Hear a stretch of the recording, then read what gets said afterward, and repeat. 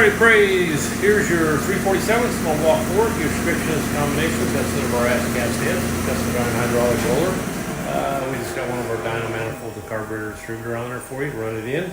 Moroso front sump. It's got one of our Eagle cranking rods with the DSS custom pistons rotating kit. Got your Ford valve covers on there. When I make a run, see if she does. Stay tuned.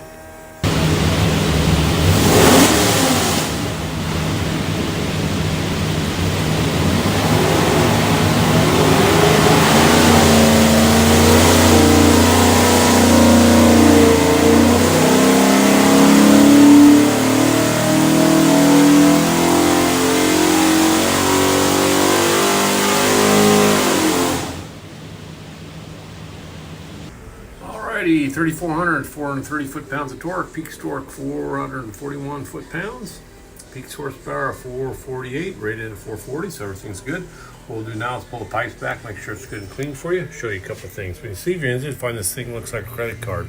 It's a USB card full of technical information. Highly recommend watching it.